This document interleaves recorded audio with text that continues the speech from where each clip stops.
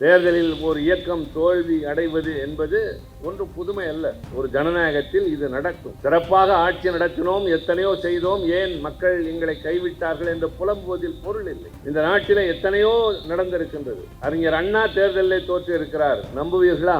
பெருந்தலைவர் காமராஜர் தியாகசீலர் என்று பெயர் பெற்றவர், அவர் தேர்தலில் தோற்று இருக்கிறார். தேர்தலில் தோற்காத ஒரே தலைவர் கலைஞர் மட்டும்தான். இயக்கம் மேடைகளில் வளர்ந்தது பேச்சால், பின்னர் நாங்கள் எழுதிய எழுத்துக்களால். ஆனால் கட்சி உள்ளுக்குள்ளே பலப்பட்டது அண்ணன் தம்பி என்ற குடும்ப பாசத்தால். இதை கட்டி காத்த காரணத்தால் தான் அவர் தலைவர் என்று எங்கள் நெஞ்சத்திலே நிலையாக குடிக்கொண்டிருக்கிறார். ஆண்டுகள் 8 உருண்டோடி இருக்கின்றது. அவர் மறைந்து இல்லை, அவர் மறைய மாட்டார். இன்னும் 100 ஆண்டுகள் கடந்தாலும் கலைஞர் என்ற தலைவன் வாழ்வார். முதலமைச்சர்கள் வரலாம் போகலாம், காலம் நினைவிலை வைத்திருக்குமா என்றால் நிச்சயமாக இருக்காது. கடற்கரைக்கு நாங்கள் எல்லாம் குமரி முனைக்கு கூட்டத்திற்கு செல்கிற போதெல்லாம் இரவு நேரத்தில் கூட்டத்தை முடித்துவிட்டு தம்பி மாசு போல நிர்வாகிகளை அழைத்துக் கொண்டு கூட்டத்திற்கு பின்னால் அந்த கடற்கரையில் போய் நீண்ட நேரம் உட்கார்ந்து பேசிக் கொண்டிருப்போம். அப்படி செல்லுகிற போது ஒரு நாள் கலைஞர் கடலையே வெறித்து பார்த்து கொண்டிருக்கிறார். உடன் இருந்தவர்கள் ஏதோ யோசனையில் இருக்கிறார் என்று நினைக்கிற போது ஒன்றும் பேசாமல் கிளம்பி வருகிறார். இந்த குமரி முனை என்பது இந்தியாவின் எல்லை என்பதை விட தமிழ்நாட்டின் தொடக்கமாக கருதலாம். ஆதி காலத்திலே லெமூரியா கண்டம் என்று சொல்லப்பட்ட தமிழ்நாடு வாழ்ந்த பகுதி முதல் சங்க காலத்தில் இருந்தது. அதற்கு அந்த பக்கத்தில் தான் அதை கடல் கொண்டு போனது. ஆக குமரி என்பது நம்முடைய தொடக்கம். நீங்கள் இந்தியாவினுடைய வரைபடத்தை பாருங்கள். மேலே இருந்து வந்து கடைசியாக இப்படி இருக்கும். அதை சில பேர் தெற்கு பகுதி குறுகி இருக்கிறது என்பார்கள். இல்லை, கூர்மையாக இருக்கிறது என்பதுதான் பொருள். சுனாமி வந்து சுழற்றி அடித்த போது கூட கடைசியாக காலை தொட்டு விட்டு போன ஒரே இடம் வள்ளுவருடைய சிலை. கவிஞர் வாலி அவர்கள் அந்த சிலையை பற்றி எழுதுகிற போது சொன்னார், எல்லா இடங்களிலும் காகம் உட்கார சிலை இருக்கும், கலைஞர் மட்டும்தான் மேகம் உட்கார சிலை அமைத்தார். உலகில் உள்ள மொழிகளுக்கெல்லாம் மூத்த தாய்மொழி, அதைத்தான் சிதையா உன் சீரிழமை என்று மனோன்மணியம் சுந்தரனார் எழுதினார். இத்தனை ஆண்டுகளில் சிதைந்து போயிருக்க வேண்டுமே, அழிந்து போயிருக்க வேண்டுமே. பைபிள் முதலாக எழுதப்பட்ட ஹீப்ரு மொழி இப்போது இல்லை. ஜூலியஸ் சீசரும் அகஸ்டஸ் சீசரும் கிளியோபாட்ராவும் பேசிய லத்தீன் மொழி இல்லை. சாக்ரட்டிஸும் அலெக்சாண்டரும் பிளாட்டோவும் பேசிய கிரேக்க மொழி இல்லை. ஆனால் தமிழ் மொழி அன்று இருந்ததை விட இன்றைக்கும் பொலிவு பெற்றிருக்கிறது. அதுதான் சிறப்பு. அந்த தமிழ் தாய்க்கு வாழ்த்து, அதை பாடக்கூடாது என்று சொன்ன வடக்கே ஒரு கூட்டம் என்றால், இங்கே இருந்து பேசுவதை விட அவர்களுக்கு நேருக்கு நேராக நின்று பேசுகிறவர்கள் இங்கே வந்து இன்றைக்கு நான் பேசுகிறேன். நேருக்கு நேராக நின்று பேசு, முச்சந்தியிலே அல்ல. இந்தி தான் இந்த நாட்டின் மொழி என்று சொல்லக்கூடியவர்களிடம் இல்லை. அதை விட மூத்த மொழி, எல்லாவற்றிலும் முதிர்ந்த மொழி, தகுதி உள்ள மொழி என் தாய்மொழி என்று நரேந்திர மோடியாக இருந்தாலும் அமித்ஷாவாக இருந்தாலும் சொல்லுகிற துணிச்சல் திராவிட முன்னேற்ற கழகத்திற்கு உண்டு. மனோகரா படத்திலே கடைசியாக காக்கா ராதாகிருஷ்ணன் இறந்து போவார். இளைய ராணியினுடைய மகன் ஒரு சாதாரணமான அறிவு முதிர்ச்சி இல்லாத ஒருவனை மன்னனாக்க வேண்டும் என்று அவர் செய்கிற முயற்சி. ஆனால் அவனுக்கு மனோகராவின் மீது அன்பு உண்டு. அவன் தான் நேரடி இளவரசன். அந்த காக்கா ராதாகிருஷ்ணனாக நடிக்கிற அந்த வசந்த சேனையினுடைய மகன் வசனம் என்ன பேசுவார் தெரியுமா? போர் என்று சொல்கிற போது எனக்கும் போர் தெரியும், வாருங்கள் போகலாம். என்ன போர்? ஒன்னு வைக்க போர், இன்னொன்னு அக்க போர் என்று சொல்லும். அவ்வளவு பெரிய அறிவாளி. உன்னை பார்க்கிற போது உன்னுடைய தோற்றம், உடை, இவையெல்லாம் எதிரே வருகிற மக்களுக்கு இவன் நம்மில் ஒருவன் என்று எண்ண. கையில நிறைய பிராஸ்லெட், பெரிய பெரிய சங்கிலி, வேற மாதிரி துணிமணி எல்லாம் போட்டு போனா அவங்க ஒத்துக்க மாட்டாங்க. எளிமையான ஒரு தோற்றத்தோடு செல்வதுதான் ஒரு அரசியல்வாதிக்கு முக்கியமான கடமை என்று சொல்லுவாங்க. இன்னைக்கு இருக்கிறவங்களெல்லாம் பார்த்து வேணா பரவசப்படட்டும், எங்க தலைவனுக்கு ஈடா கொண்டு வந்து காட்டுங்க பாப்போன்னு சொல்லுங்க. நான் இப்ப அவங்களெல்லாம் பத்தி பேசவே இல்லை, பேச வேண்டிய அவசியமே இல்லை. இந்த நாளில் என்னை பேச அழைத்தமைக்கு தம்பி மாசு அவர்களுக்கு நான் நன்றி செலுத்த விரும்புகின்றேன். பொதுக்கூட்டங்களுக்கு வருவது எங்களுக்கு வழக்கம். அவர் குறிப்பிட்டதை போல 1987 முதலாக தமிழ்நாட்டிலேயே இன்றைய கழகத்தின் தலைவர் தளபதி அண்ணன் மு.க. ஸ்டாலின் அவர்களுக்கு முதலாக அவருடைய பிறந்த நாள் விழாவை தமிழகத்திலேயே நடத்தி காட்டிய பெருமை தம்பி மாசுவுக்கு உண்டு. நம்முடைய நெஞ்சத்திலே நிலைத்து நிற்கின்ற சைதை கிட்டு அவர்களுடைய படைவரிசை தளபதியாக நின்ற தம்பி அந்நாள் தொட்டு எல்லா முக்கியமான நிகழ்வுகளிலும், தேர்தல் காலங்களில், போராட்ட காலங்களில், முப்பெரும் விழாவில், தலைவருடைய பிறந்த நாளில், தளபதி பிறந்த நாளில், எல்லா நாடுகளிலும் நான் வருவது வழக்கம். இன்றைக்கும் வந்திருக்கிறேன். ஆனால் நெஞ்சிலே தேங்கி இருக்கின்ற பல்வேறு எண்ணங்களின் சுமைகளோடு வந்திருக்கின்றேன். தமிழ்நாட்டில் இன்றைக்கு ஒரு ஆட்சி நடைபெறுகிறது.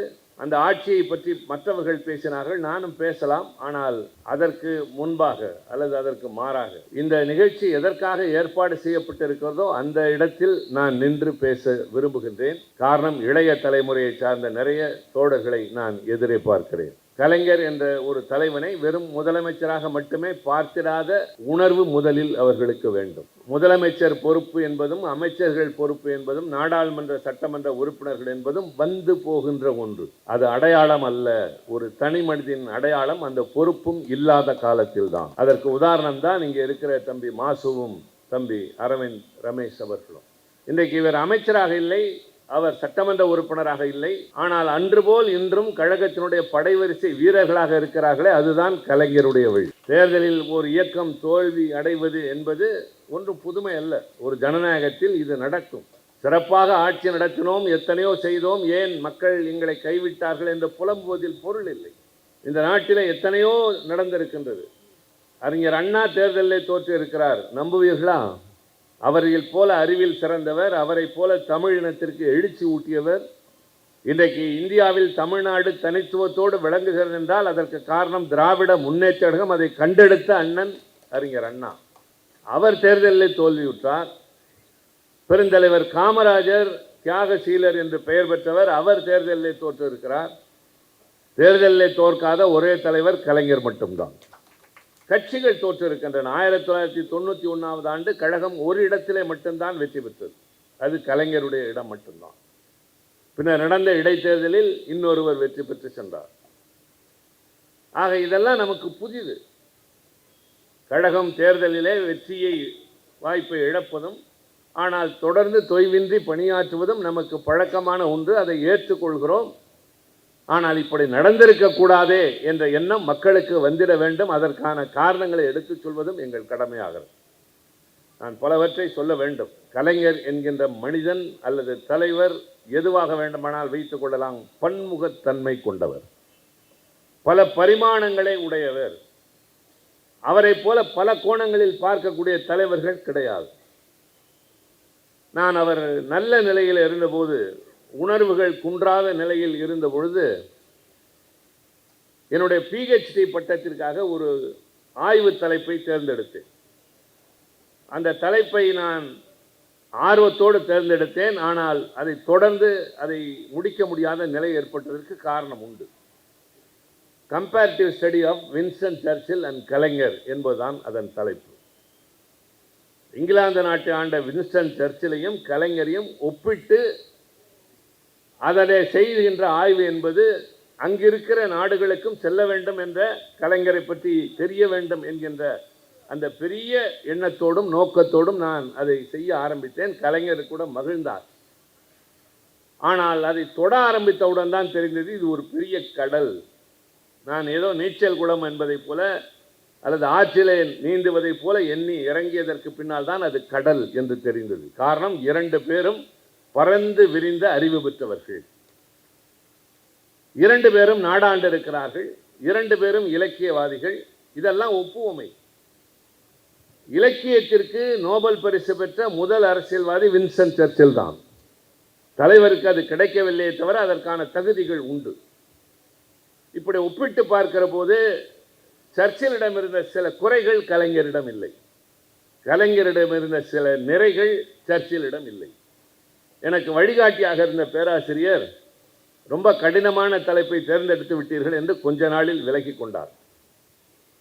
ஏன் இதை இப்போது நான் குறிப்பிட்டு சொல்கிறேன் என்று சொன்னால், உலகத்தில் வாழ்ந்த ஒரு மிகப்பெரிய சரித்திரத்தில் இடம்பெறக்கூடிய ஒரு தலைவனோடு நம்முடைய தலைவரை ஒப்பிடுவது அவர்களை மிகைப்படுத்த அல்ல, அதற்கான தகுதிகள் அவருக்கு இருந்த காரணத்தில்.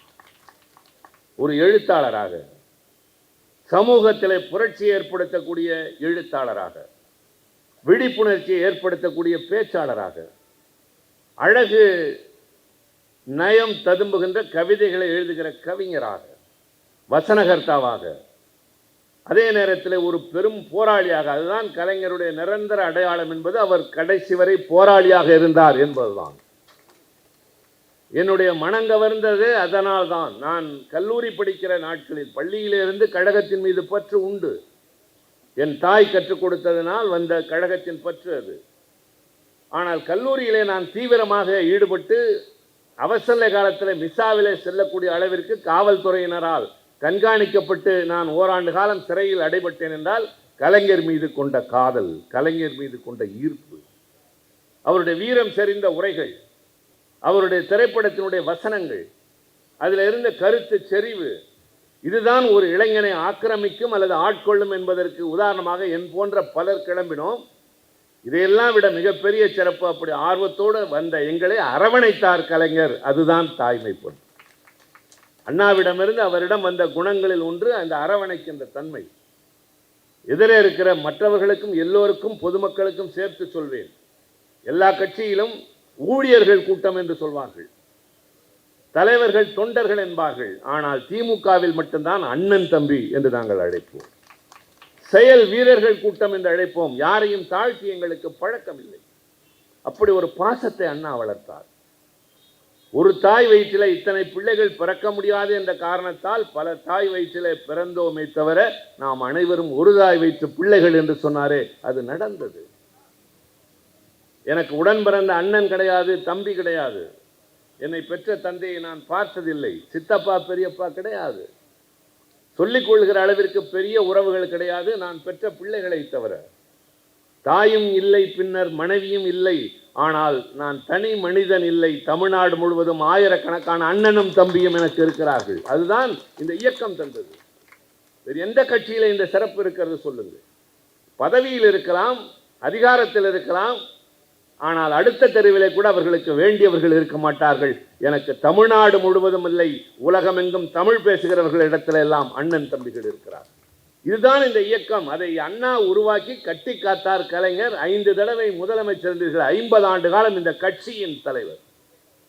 சாத்தியமே இல்லை, யாராலும் முடியாது. 50 ஆண்டு காலம் போராட்ட காலங்களில் வழிநடத்தி இருக்கிறார். அவருடைய திரைப்படங்கள் இன்றைக்கும் நின்று நிலைத்திருக்கிறது. பராசக்தி எப்போது வந்தது? 1952 ஆண்டு. சற்றேறக்குறைய 75 ஆண்டுகளை தாண்டி விட்டது. இன்னமும் அந்த படத்தை பார்க்கிறோம், அந்த பாடல்களை கேட்கிறோம். அவர் எழுதிய பாடல்களும் வசனங்களும் இன்றைக்கும் திரைப்படத்திற்கு போகிறவர்கள் பேசி காட்டக்கூடிய வசனமாக இருக்கிறதே. வேறு யாருக்கு உண்டு இந்த சிறப்பு? அவைகளெல்லாம் வெறும் வசனங்கள் அல்ல, நடைமுறை. சமுதாயத்தில் இருந்த இழிவுகளை மக்களுக்கு புரிய வைக்கின்ற வகையிலே அவர் அண்ணாதான் முதலில் கலைத்துறையை தேர்ந்தெடுத்தார். மக்களிடம் பிரச்சாரத்தை கொண்டு செல்ல அவர் நாடகம் நடத்தினார். பின்னர் கலைஞர் நாடகம் நடத்தினார். அதே போல மற்றவர்களும் நடத்தினார்கள். அண்ணா பின்னர் திரைத்துறைக்கு வந்தார். அடுத்து கலைஞரும் வருகிற போது தன்னை விட இவர் மிகச் சிறப்பாக செயல்படுகிறார் என்று அவருக்கு ஊக்கம் தந்து விட்டு அண்ணா அதிலிருந்து ஒதுங்கி கொண்டார். அண்ணாவினுடைய ரங்கோன் ராதா படத்திற்கு வசனம் தலைவர் கலைஞர் எழுதியது. அந்த படத்திற்கு பாடல்கள் எழுதியது தலைவர் கலைஞர் அவர்கள். அந்த அளவிற்கு தனக்கு கீழே இருந்த ஒரு தம்பியை, தன்னோடு வளர்கின்ற ஒருவரை தன்னிடத்திற்கு கொண்டு வந்து பார்த்த அந்த தன்னிகரற்ற குணம் அண்ணாவுக்கு தான் இருந்தது. அது கலைஞருக்கும் இருந்தது. இப்படி அரவணைத்து கொண்டு செல்லுகின்ற ஆற்றல் தான் ஒரு இயக்கத்தினுடைய மிகப்பெரிய பலம். இயக்கம் மேடைகளில் வளர்ந்தது பேச்சால், பின்னர் நாங்கள் எழுதிய எழுத்துக்களால். ஆனால் கட்சி உள்ளுக்குள்ளே பலப்பட்டது அண்ணன் தம்பி என்ற குடும்ப பாசத்தால். இதை கட்டி காத்த காரணத்தால் தான் அவர் தலைவர் என்று எங்கள் நெஞ்சத்திலே நிலையாக குடிக்கொண்டிருக்கிறார். ஆண்டுகள் 8 உருண்டோடி இருக்கின்றது. அவர் மறைந்து இல்லை, அவர் மறைய மாட்டார். இன்னும் 100 ஆண்டுகள் கடந்தாலும் கலைஞர் என்ற தலைவன் வாழ்வார். முதலமைச்சர்கள் வரலாம் போகலாம், காலம் நினைவிலை வைத்திருக்குமா என்றால் நிச்சயமாக இருக்காது. அப்படிப்பட்ட அந்த நிலையில் நாங்கள் ஏன் இன்றைக்கு அவருடைய புகழினை போற்றுகிறோம் என்று சொன்னால், அதோடு சேர்ந்து எல்லாம் வந்து கொண்டே இருக்கும்.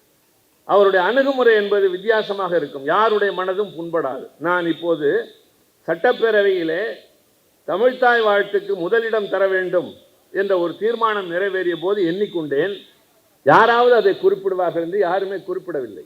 மனோன்மணியம் சுந்தரனார் எழுதிய பாடல் தான் தமிழ்த்தாய் வாழ்த்து என்று தமிழக அரசால் ஏற்றுக்கொள்ளப்பட்டது. அண்ணா காலத்து கனவு அது. ஆனால் அண்ணா மறைந்தவுடன் அதை உடனடியாக நெஞ்சத்திலே தாங்கி கலைஞர் அவர்கள் எந்த பாடல் தமிழ்த்தாய் வாழ்த்தாக இருக்கக்கூடும் முடியும் என்று எல்லா பாடல்களையும் ஆய்ந்து அறிந்து அதற்கு தேர்ந்தெடுத்த பாடல் தான் நீராறும் கடல் உடுத்த என்ற தமிழ்த்தாய் வாழ்த்து நாம் அனைவரும் பாடுவது. அந்த நாளில் MS விஸ்வநாதனை கொண்டு சுசிலாவையும் TM சௌந்தரராஜனையும் வைத்து அந்த பாடலை பாடச் செய்து இன்றளவுக்கும் அது ஒலித்துக் கொண்டிருக்கிறது. 1970 அரசாணையாக பிறப்பிக்கப்பட்டது. இதில் என்ன சிறப்பு என்று கேளுங்கள். அந்த நீராறும் கடலுடுத்த என்ற பாடலில் ஒரு வரி வரும், சிதையா உன் சீரிழமை திறன் வியந்து. அது தமிழின் சிறப்பு. கால ஓட்டத்தால் எல்லாம் சிதைந்து போகும், எல்லாம் ஒரு காலகட்டத்திலே அடையாளம் தெரியாமல் அழிந்து போகும், ஆனால் சிதையாத இளமை கொண்டது தமிழ் மட்டும்தான் என்று மனோன்மணியம் சுந்தரனார் எழுதி. ஷேக்ஸ்பியர் கிளியோபாட்ராவை பற்றி எழுதுகிற போது ஏஜ் கெனாட் விதர்கர் என்பான். அது வெறும் கற்பனை.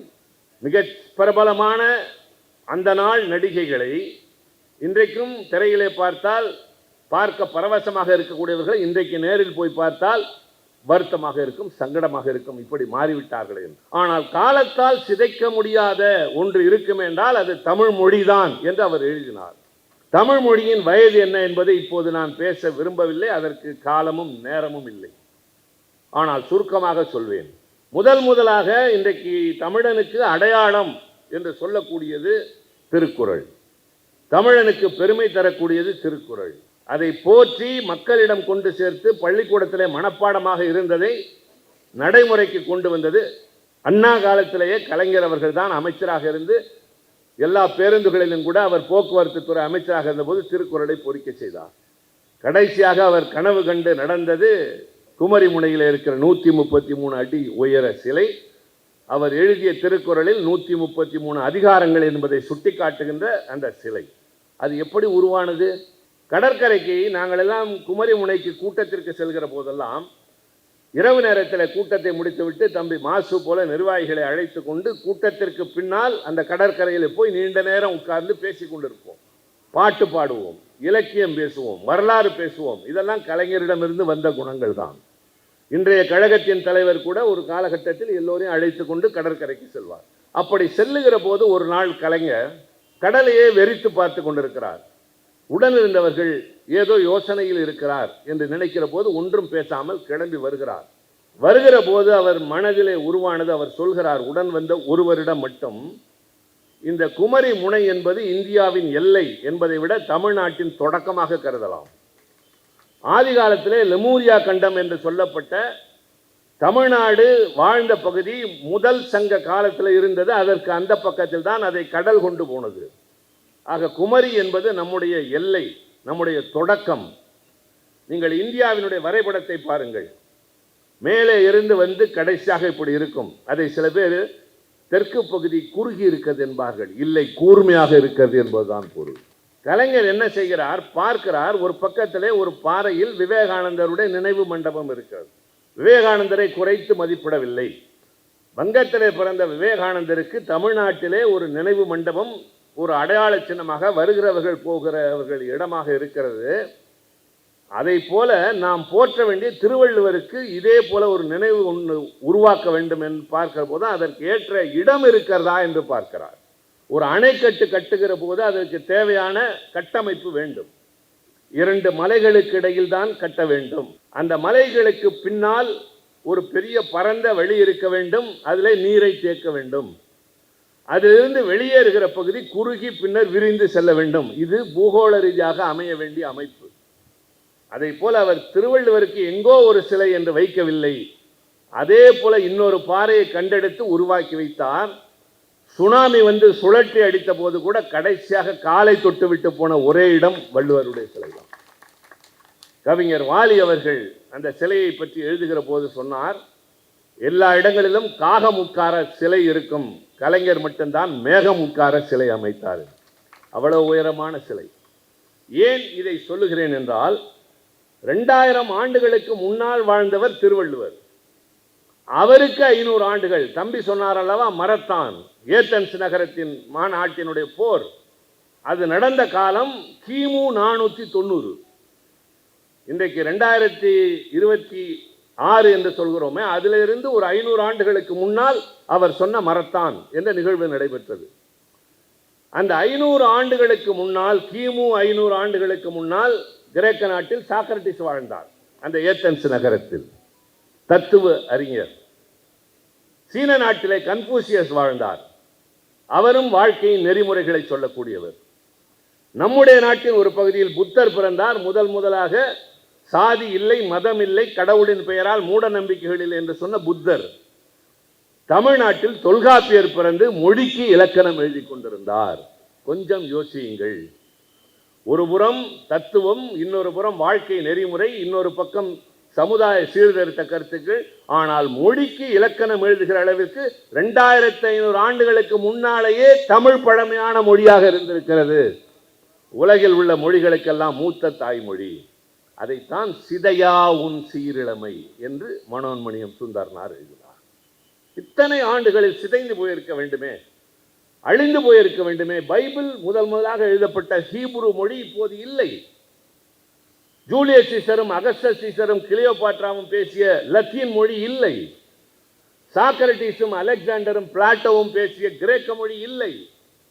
ஆனால் தமிழ் மொழி அன்று இருந்ததை விட இன்றைக்கும் பொலிவு பெற்றிருக்கிறது. அதுதான் சிறப்பு. அந்த தமிழ் தாய்க்கு வாழ்த்து, அதை பாடக்கூடாது என்று சொன்ன வடக்கே ஒரு கூட்டம் என்றால், இங்கே இருந்து பேசுவதை விட அவர்களுக்கு நேருக்கு நேராக நின்று பேசுகிறவர்கள் இங்கே வந்து இன்றைக்கு நான் பேசுகிறேன். நேருக்கு நேராக நின்று பேசுவோம், முச்சந்தியிலே அல்ல. இந்தி தான் இந்த நாட்டின் மொழி என்று சொல்லக்கூடியவர்களிடம் இல்லை. அதை விட மூத்த மொழி, எல்லாவற்றிலும் முதிர்ந்த மொழி, தகுதி உள்ள மொழி என் தாய்மொழி என்று நரேந்திர மோடியாக இருந்தாலும் அமித்ஷாவாக இருந்தாலும் சொல்லுகிற துணிச்சல் திராவிட முன்னேற்ற கழகத்திற்கு உண்டு. இப்போது நான் சொல்ல வருவது, அந்த பாடலை கலைஞர் தேர்ந்தெடுக்கிறார். அதைத்தான் சொன்னேன். பலர் அதை தெரிந்து கொள்ளவில்லை, சில பேர் அதை பெரிதாக சொல்வது இல்லை.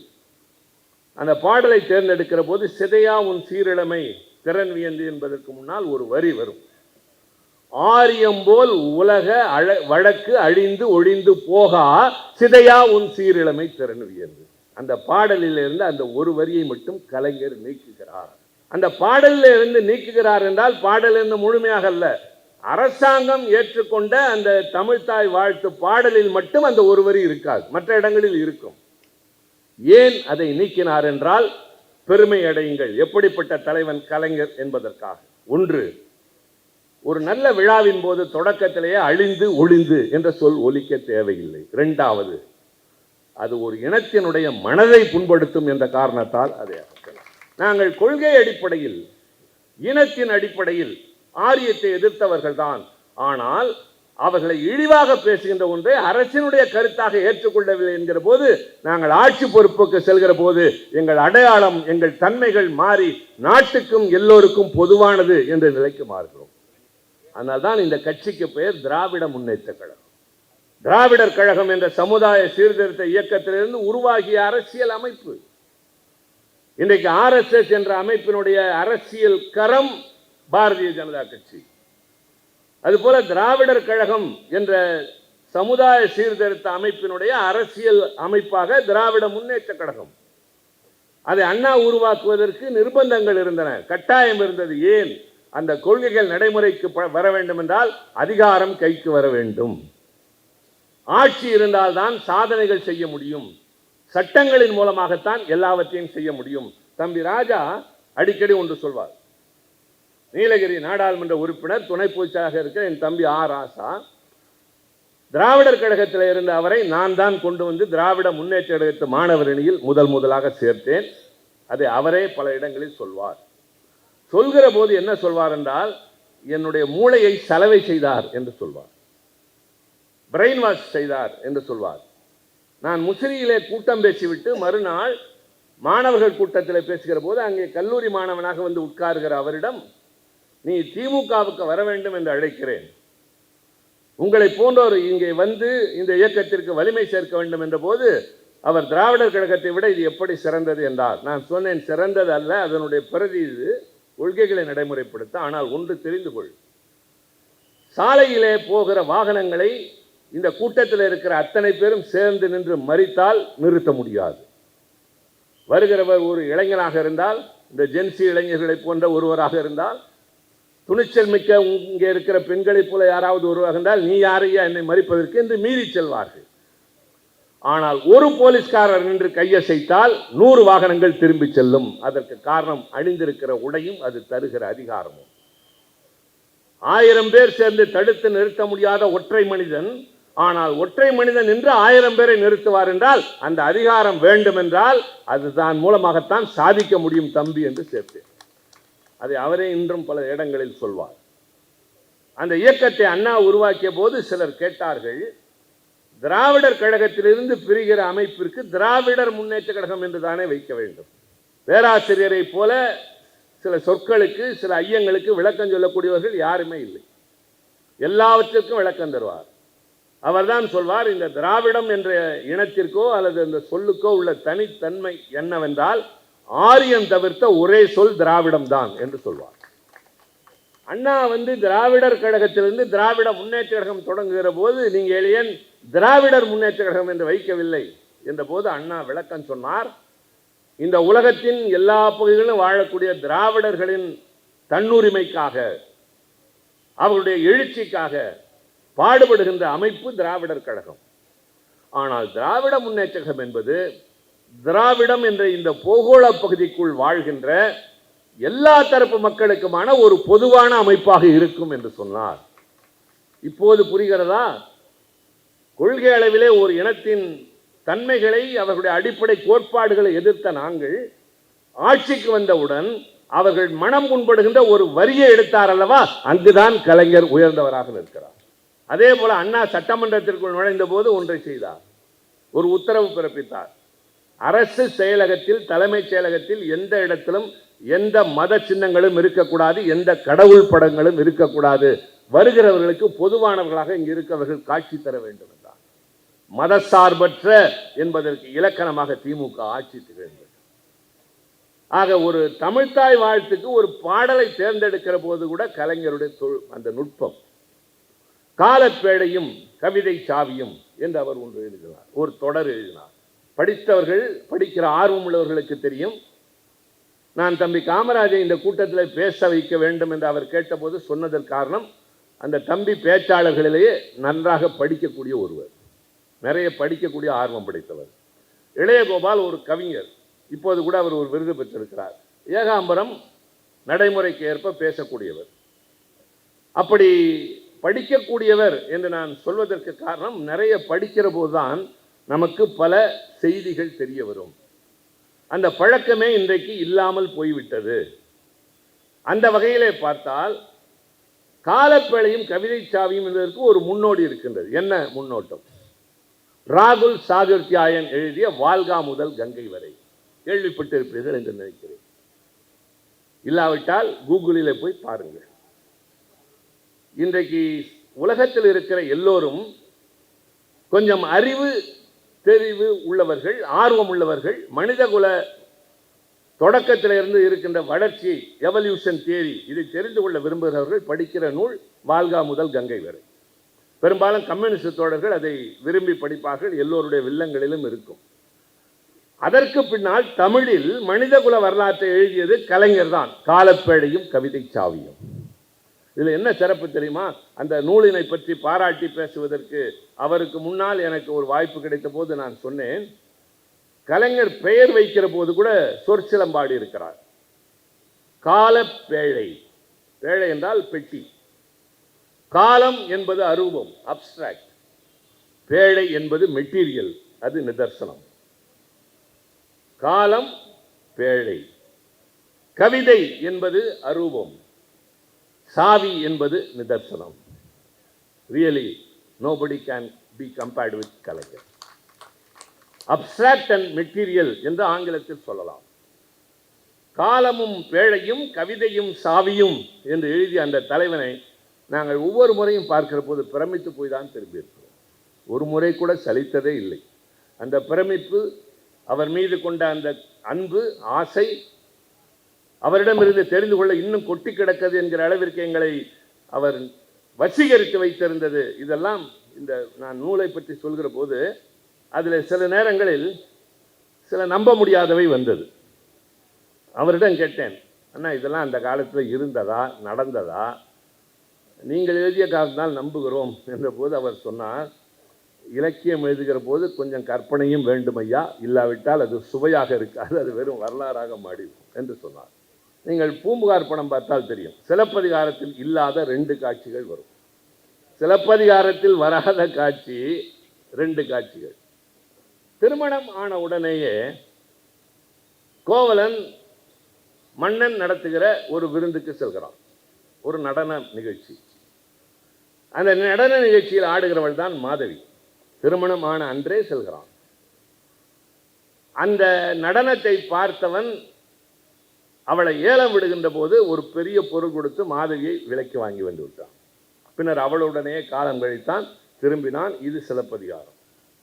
உங்களில் சிலர் கேட்கலாம், அது எப்படி ஒருவன் திருமணமான அன்றே போய் இன்னொரு நடன மாதுவை தனக்கான பொருளாக ஆக்கி கொண்டு திரும்பலாம், இது தமிழ் இலக்கியமா, தமிழ் மரபா என்று கேட்கலாம். கலைஞர் ஒரு காட்சியை சேர்த்திருப்பார்.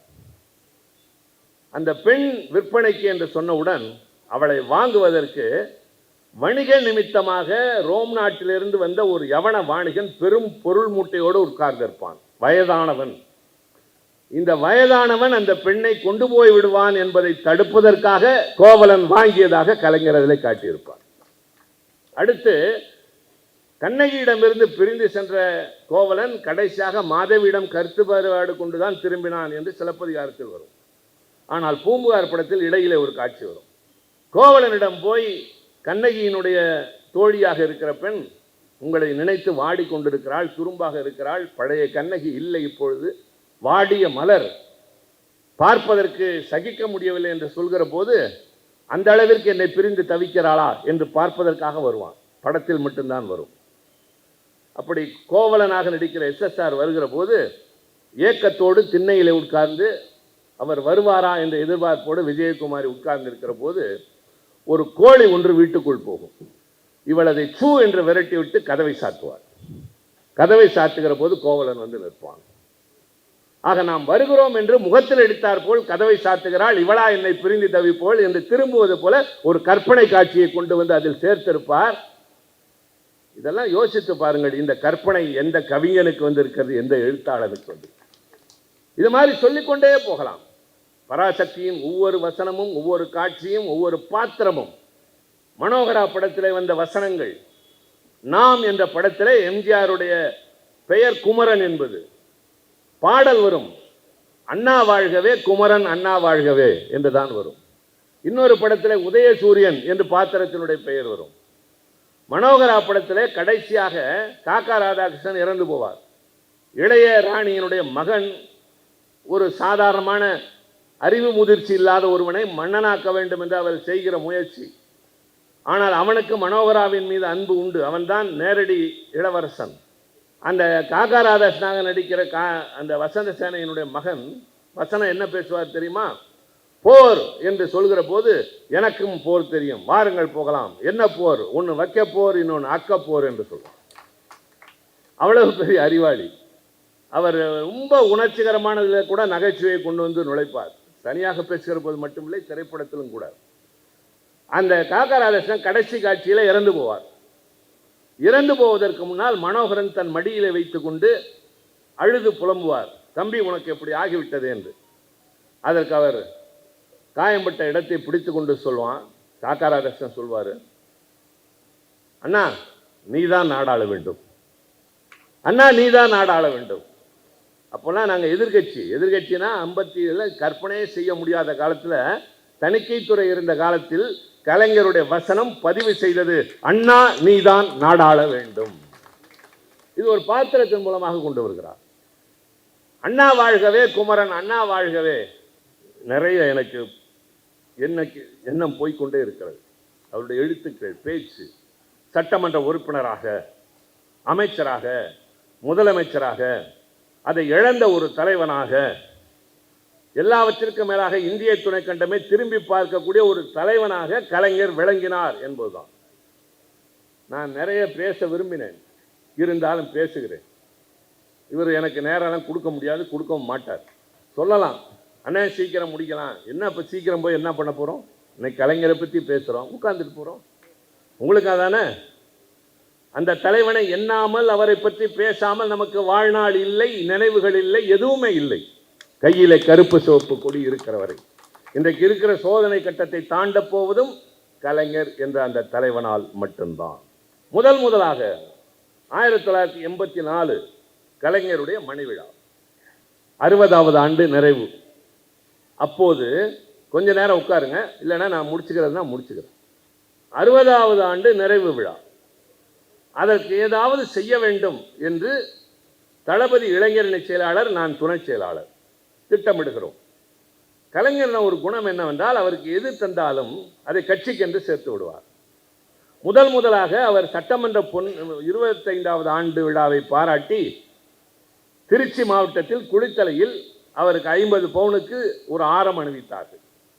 அவர் சொன்னார், இந்த தங்க ஆபரணம் எனக்கல்ல, கலைஞருடைய கழகத்தினுடைய கருவூலத்தில் தங்க ஆபரணம் என்று கொண்டு வந்து கட்சியில் சேர்த்து விட்டார்.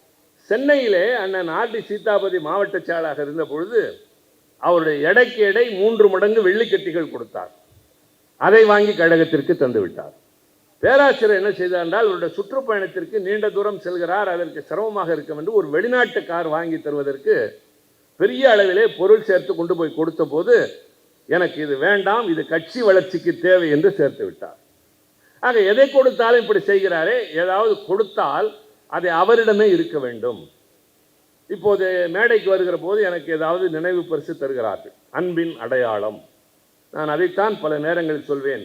இங்கே கொடுத்தவர்கள் எல்லோரும் எனக்கு தெரிந்தவர்கள், ஓரிருவரை தவிர இந்த பக்கம் வந்தவர்கள். இவர்கள் யார்? எனக்கும் அவர்களுக்கும் என்ன தொடர்பு? என்னால் அவர்கள் என்ன ஆதாயம் பெற்றிருக்கிறார்கள், என்ன ஆதாயம் பெற இருக்கிறார்கள், அதெல்லாம் தெரியாது. என் கட்சியின் கொள்கைகளையும் எங்கள் தலைவரையும் பற்றி பேச வந்திருக்கிற உங்களுக்கு இந்த அன்பு என்று தருகிறேன். அந்த பணத்திற்கு இந்த தோழன் வீட்டுக்கு போகிற போது ஒரு முழம் மல்லிகை சரம் வாங்கி போயிருந்தால் மனைவி மகிழ்ந்திருப்பார். இனிப்பு வாங்கி போய் தூங்குகிற குழந்தைக்கு ஊட்டி இருந்தால் வளர்ந்ததற்கு பின்னால் என் தந்தை இரவு நேரம் தாமதமாக வந்தால் கூட எனக்கு இனிப்பு தருவார் என்று சொல்லியிருக்கும். மனைவிக்கும் மல்லிகை சரம் வாங்கவில்லை, மகளுக்கும் இனிப்பு வாங்கவில்லை, திருச்சி சிவாவுக்கு அவர் கைத்தறி ஆடை வாங்கி வந்திருக்கிறார். அது என்னிடம் தங்க வேண்டும், நான் அதை வைத்துக் கொள்ள வேண்டும். நூல்கள் கொடுத்தார்கள், அது எனக்கு தேவையான ஒன்று. நான் படித்தவைகளும் இருக்கின்றது, படிக்க வேண்டியவைகளும் இருக்கின்றன. இதுவரை படிக்காத நூல்களும் கைக்கு வந்திருக்கின்றன. ஜெகதீசன் எழுதிய நூல் வந்தபோது நான் பெரும்பாலும் இங்கேயே படித்து விட்டேன். முன்னால் மற்றவர்கள் பேசி கொண்டிருந்த போதே, தம்பி ரவி பேசுகிற போது, அரவிந்த் பேசுகிற போதே நான் பாதிக்கு மேல் படித்து விட்டேன். அது எங்களிடம் இருக்கக்கூடிய பழக்கம். ஆக ஒரு பரிசு பொருள் என்பது எதற்காக என்றால், ஒருவருடைய நினைவாக இதை இவர் தந்தார், இந்த இடத்திலே தந்தார் என்று அவருடைய நினைவு அதை பார்க்கிற போதெல்லாம் வர வேண்டும். அதற்கு பெயர் தான் அன்பளிப்பு. கடமைக்கு எதையும் செய்யக்கூடாது. அப்படி பார்த்தால் நாங்கள் கலைஞருக்கு என்ன செய்யலாம் என்று யோசித்த போது, நம்முடைய தளபதி அவர்கள் முதலில் பணம் திரட்டுவோம் என்றார். நம்ப மாட்டீர்கள், இன்றைக்கு இருக்கிற யாரும். எவ்வளவு எங்களுடைய நோக்கம் தெரியுமா? 30 மாவட்டங்கள், ஒரு மாவட்டத்திற்கு ஒரு அமைப்பாளர், 2 துணை அமைப்பாளர். அமைப்பாளர் 1000 தர வேண்டும், துணை அமைப்பாளர் 500 ரூபாய் தர வேண்டும். எங்கள் இலக்கு 60,000 ரூபாய். ஒரு மாவட்டத்திற்கு 2000, 30 மாவட்டங்களுக்கு 60,000 ரூபாய். அதை வாங்க நாங்கள் பட்ட பாடு இருக்கு பாரு. ஒரு மாவட்டத்திலேருந்து 2000 ரூபா வாங்கிறதுக்கு. அந்த வாங்கி என்ன செய்யலாம் அப்படின்னப்ப அவர் சொன்னார், ஒன்றே ஒன்று, எது கொடுத்தாலும் கலைஞர் திருப்பி கொடுத்துருவாரு, கட்சி கொடுத்துருவாரு, வச்சுக்கணும். எங்கள் கூட ஒரு அறிவாளி இருந்தான், நான் பேர் சொல்ல, வைரத்தில் மோதிரம் கொடுப்போம்மா. பைத்தியம், அவர் எதையுமே வச்சுக்க மாட்டார். வைரத்தில் மோதிரம் போடுவாரா? ஒரு மோதிரம் தான் போட்டிருப்பாரு, அது அண்ணா அவருக்கு அணிவித்த அந்த மோதிரம். இதிலெல்லாம் நம்பிக்கை கிடையாது. நான்லாம் மிசாவிலிருந்து வெளியே வந்ததற்கு பின்னால் அவர்கிட்ட நெருக்கிறேன். அப்போ எனக்கு வயசு 21, உள்ளே போகிறப்ப 22, 23 வயசான என்னை காரில் கூட்டிகிட்டு கதை பேசிகிட்டே போவார். ஏன்னா நாங்கள் போய் மேடையில் சொல்வோம், பலரிடம் போய் அதை உணர்த்துவோம், நாங்கள் எதிர்காலத்தில் இந்த இயக்கத்தை காக்க வேண்டியவர்கள் என்ற எண்ணம் கொண்ட காரணத்தால் வயது வேறுபாடு பார்க்காமல் எங்களை கூட்டிக் கொண்டு போவார். அது மாதிரி நேரத்திலலாம் சொல்லுவார், தம்பி உன்னை பார்க்கிற போது உன்னுடைய தோற்றம், உடை, இவையெல்லாம் எதிரே வருகிற மக்களுக்கு இவன் நம்மில் ஒருவன் என்று எண்ண வேண்டும். கையில் நிறையா பிராஸ்லெட்டு, பெரிய பெரிய சங்கிலி, வேறு மாதிரி சட்ட துணிமணியெல்லாம் போட்டு போனால் அவங்க ஒத்துக்க மாட்டாங்க. எளிமையான ஒரு தோற்றத்தோடு செல்வதுதான் ஒரு அரசியல்வாதிக்கு முக்கியமான கடமை என்று சொல்வார். அதனால் வரை நான் பேண்ட் போட்டு, அந்த காலம் மாதிரி பெரிய பெல்ட் போட்டு உள்ளே டக் பண்ணிட்டு தான் இருப்பேன். அந்த காலத்து கமல்ஹாசன் மாதிரி, அந்த வயசில் என் வயசு கிட்டத்தட்ட அவரை விட கொஞ்சம் கம்மி. அதே மாதிரி உடுத்திக்கிட்டு இருந்தேன்னா யோசித்து மாற்றினேன். என்ன மாற்றினேன்? வேட்டி கட்டணும், சரி, அது கருப்பு சிவப்பு தான். சட்டைக்கு பதிலாக ஏன் ஜிப்பா போடக்கூடாது? ஏன் ஜிப்பா யார் போடுவார்னா தமிழ் புலவர்கள் தான் போடுவாங்க, தமிழ் ஆர்வம் உள்ளவர்கள் தான் போடுவாங்க. வேட்டி தமிழனின் அடையாளம், ஜிப்பா தமிழ் உணர்வின் அடையாளம் என்று இதை நான் அணிய ஆரம்பித்தேன். அதுவே என் அடையாளமாக மாறிப்போனது. தலைவருக்கு அதெல்லாம் ரொம்ப பிடிக்கும். நான் ஏதோ இங்கே தான் போட்டுக்கிட்டு திரிகிறேங்கிறது இல்லை. டெல்லியிலையும் பார்லிமெண்ட் நடக்கிறப்ப இதுதான் என் உடை. அடுத்து அமெரிக்காவில் நியூயார்க்கில் இருக்கிற 193 நாடுகள் இருக்கிற ஐநா மன்றத்திற்கு போகிறப்ப கூட, குளிர்காலத்தில் கூட அராபியர்கள் ஆப்பிரிக்கர்களைப் போல நங்கிருந்து போகிறவங்களாம் கோட்டு சூட்டு அல்லது நான் அப்படி போகிறப்ப நான் இதே வேட்டி ஜிப்பாவோட நின்று யாதும் ஊரே யாவரும் கேளீர்னு பேசிட்டு வந்தேன். அந்த அளவிற்கு எங்களை ஒரு எளிமையானவனாக வாழ்ந்து பழகி மக்களிடம் நெருங்க வேண்டும் அப்படின்னு சொல்லி பழக்கின ஒரு தலைவர். அவருக்கு என்ன கொடுக்கலாம், எது அவர்கிட்ட தங்கும் அப்படின்னா, அவர் எதையும் திருப்பி தர மாட்டார்னா எது தெரியுமா? புத்தகத்தை கொடுத்தால் தரமாட்டார். அவர்கிட்ட தான் எல்லா புத்தகமும் இருக்க. எனக்கு என் வீட்டிலே ஒரு மாடியில் ஒரு நூலகம் வைத்திருக்கிறேன். இப்போ அதில் இடம் இல்லை, மேலே மேலே போயிட்டுருக்கு, கீழையும் வைக்கிறோம். படிக்கவும் நேரம் இல்லை, பயண நேரங்களில் படிக்கிறோம். அப்போ அவர்கிட்ட இல்லாத என்னென்ன இல்லைன்னு பார்த்துட்டு வரேன்னு சொல்லி தளபதி சொன்னார். அப்புறம் பார்த்துட்டு வந்தோடனே அவரும் நானும் தான் ஐக்கின் பாதம்ஸ் போனோம். அந்த அண்ணா மேம்பாலத்துக்கு ஒரு இது இருக்கு, லைஃப் ஸ்டைலாக அது ஒன்று லேண்ட்மார்க், இது லேண்ட்மார்க் சம்திங் ஒரு புத்தக நிறுவனம்.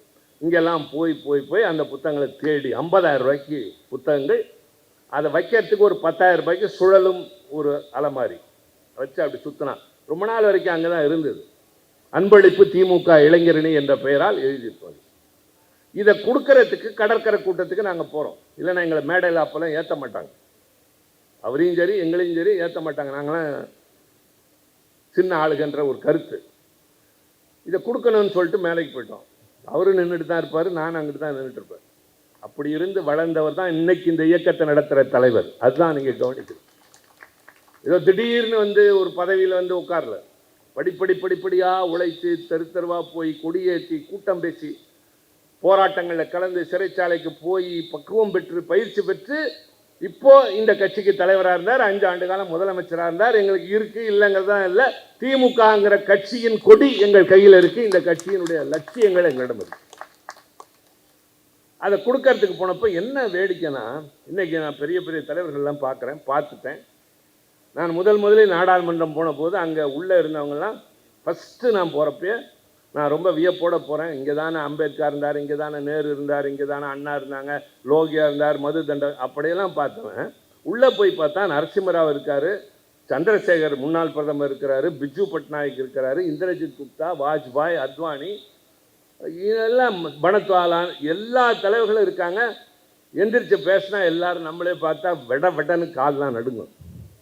அவ்வளவு பெரிய தலைவர்கள்லாம் இருந்த மாதிரி இன்றைக்கும் நான் நிறைய பேரை பார்த்துட்டு தான். அந்த மேடையில் யார் யார் வந்திருந்தா கலைஞரை வாழ்த்துவதற்குனா, அவருடைய மணி விழாவுக்கு பாபுஜி ஜெகஜீவன் ராம், அவர் தன்னிகரற்ற ஆதி திராவிடர்களின் தலைவர் இந்தியாவில். பகுகுணா உத்தரப்பிரதேசத்தினுடைய முதல்வராக இருந்தவர்.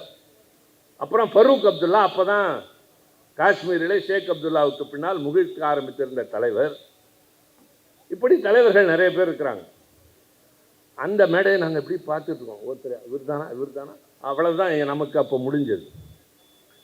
இன்னைக்கு நம்மளுடைய வாழ்க்கை மாதிரி எங்களை அங்கே இருக்கிறவங்க பார்க்குறாங்கன்னா அதுதான் திராவிட முன்னேற்ற கழகம். சாதாரணமான ஆள் போய் டெல்லியில் நிற்கிறது.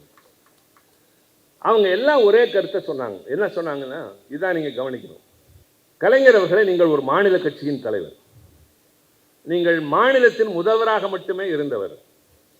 ஆனால் டெல்லி முக்கியமான கட்டங்களில் விவாதிக்கிற போது, அரசியல் பிரச்சனைகளை பேசுகிற போது உங்கள் பெயர் வராமல் இருந்ததில்லை. உங்களுடைய அசைவுகள் எங்களை பல நேரங்களில் யோசிக்க வைத்திருக்கின்றன. அவசர நிலை காலத்தில் இந்தியாவிலேயே அந்த அவசர காலத்தை துணிந்து நின்று எதிர்த்த 2 மாநிலங்களில், முதலாவது தமிழ்நாடு, 2வது குஜராத், அது கூட கொஞ்ச நாளில் ஆழ்ந்து அமைந்து போனது.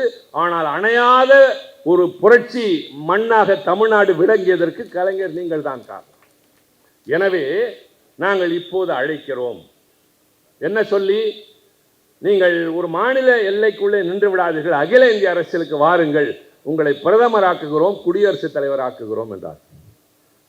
எங்களுடைய வயதுக்கு அல்லது என்னுடைய வயதுக்கு அப்போது நினைத்தது, பலே, தலைவர் குடியரசுத் தலைவராக போகிறார், பிரதமராக போகிறார் என்று எண்ணினேன். என்னோடு சிலரும் சேர்ந்து எண்ணி இருக்கலாம். கலைஞர் பேசுகிறார். அதுதான் இளைஞர்கள் குறித்து கொள்ள வேண்டியது. ஒரு கட்சிக்கு வந்த உடனே பதவி வந்த உடனே அதில் அடையாளம், அதில் ஒரு அதிகாரம், அது இல்லைன்னா காண போகிறது அல்ல. நான் மிசாவிலிருந்து வந்து 20 ஆண்டுகளுக்கு பின்னால் தான் எனக்கு முதல்ல தேர்தலிலேயே இடம் கிடைச்சது. அதுக்கு பின்னால் இடைவெளி விட்டு நான் தொடர்ந்து இருந்துட்டு இருக்கேன், அது வேற. ஆனால் அதுவரை பொறுத்திருக்கிற தன்மை இருந்தது. 20 ஆண்டு காலம் மாவட்ட மாணவரணி அமைப்பாளராக, இளைஞரணி அமைப்பு குழு உறுப்பினராக, இளைஞரணி துணை செயலாளராக, மாணவரணி செயலாளராக இப்படியெல்லாம் இருந்ததற்கு பின்னால் தான் நான் நாடாளுமன்றத்திற்கு வாய்ப்பு எனக்கு கிடைச்சது.